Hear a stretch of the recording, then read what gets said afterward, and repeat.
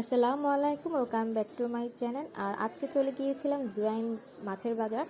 এখানে কিন্তু অনেক মাছ, আজকে আমি মাছের ভিডিওগুলো করছি আর আমার কাছে দেখতে খুবই ভালো লাগতেছিল। আর কিছু মাছ কেনাকাটা করার ইচ্ছা ছিল, তাই কেনাকাটা করার জন্য আমি আজকে জুরাইন বাজারে গিয়েছিলাম। তো মাছগুলো এতটাই তাজা ছিল, অনেক রকমের মাছ মাছ দেখলে মাথায় নষ্ট হয়ে যাবে এত মাছ। আমি হয়তো কিছু মাছের নাম জানি, আবার কিছু মাছের নাম আমার অজানা, তবে বেশিরভাগই আমার নাম আমার জানা। তো এই যে এগুলো হচ্ছে পোয়া মাছ। তো পোয়া মাছটা কিন্তু আমার কাছে সামুদ্রিক মাছ হিসেবে ভালো লাগে। এই যে রুই মাছ, তারপর আপনার ওই যে চিংড়ি মাছ, এটা এখানেও রুই মাছ আছে। তো আপনারা যারা মাছ পছন্দ করেন, মাছ খেতে ভালোবাসেন, তারা কিন্তু অবশ্যই এরকম মাছের বাজারে যাবেন, দেখবেন, দেখতে একদম দেখবেন আপনার খুব মাছের নামও জানবেন এবং পরিচিত হবেন। যারা মাছ সম্পর্কে জানেও না নামগুলো, তারা কিন্তু দেখতে দেখতে মাছের যে বিক্রেতারা আছে, মানে যারা বিক্রি করে, তাদের কাছ থেকে আপনি একটা একটা করে জানতে পারবেন যে এটা কী মাছ, এর কেজি কত, বা এইসব সম্পর্কে। এটা মলা মাছ।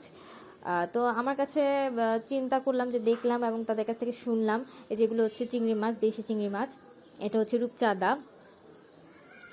তো আমি আজকে গিয়েছিলাম কিছু কিছু মাছ কেনাকাটার জন্য।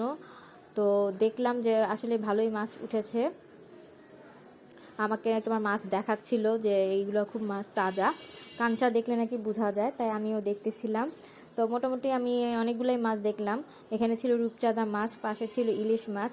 আবার ইলিশ মাছের কেজিও শুনলাম 1800 টাকা কেজি বলে। তো শুনে তো অবাকই হইলাম যে মাছ খাবো না কি করব বুঝতেছি না, এতই দাম। তো মোটামুটি অনেক মাছই ছিল। তো প্রিয় মাছ হিসেবে তো ইলিশ মাছটা তো খুবই মজার, যে কোনো মানুষই কিন্তু খুবই পছন্দ করে এটা ভুনা হিসেবে। তো ইলিশ মাছটি আমার কাছে দেখতে খুবই ভালো লাগছিল, কারণ সাজানোটা খুব সুন্দর ছিল। এছাড়া আরও বড় বড় মাছ ছিল। পোয়া মাছটা আমার কাছে খুবই ভালো লাগে, বড় সাইজের যেটা, এটা ছিল রূপচাঁদা মাছ। আর একজন আমাকে দেখাচ্ছিল মাছটা, আমাকে দেখাচ্ছিল যে এইভাবে মাছগুলা কীরকম দেখতে। তো দেখে আমার কাছে ভালোই লেগেছিল। তো মাছের বাজারে গেছে মাথা নষ্ট হয়ে যায় যে কোন মাছ থেকে কোন মাছটা কিনবো, বা কোন মাছটা খেতে ভালো লাগবে, বা কোন মাছটা। এখানে দেশি, তারপরে সামুদ্রিক অনেক ধরনের মাছই আছে, তেলাপিয়া, রুই, কাতলা, বোয়াল, তারপরে কালো বাউ, শিং মাছ, মাগুর মাছ, পাঙ্গাস মাছ, এই যেটা শিং মাছ, তো পুঁটি মাছ। এই যে আবার দেখেছিলাম যে ইলিশ মাছের মতোই দেখতে, এটা হচ্ছে সুরমা মাছ বা টুনা ফিশ বলা হয় যেটাকে। তো সত্যি মাছের বাজারে গেলে মাথা নষ্ট। যাই হোক, এরকম মাছের বাজারে যাবেন, আমার মতো ভিডিও করবেন, আর মাছ কেনাকাটা করার সময় অবশ্যই নামগুলো জানবেন, কোনটা কোন মাছের দাম। এই যে এটা হচ্ছে তেলাপিয়া। এরপর গিয়েছিলাম সবজির দোকানে, সবজির বাজারে।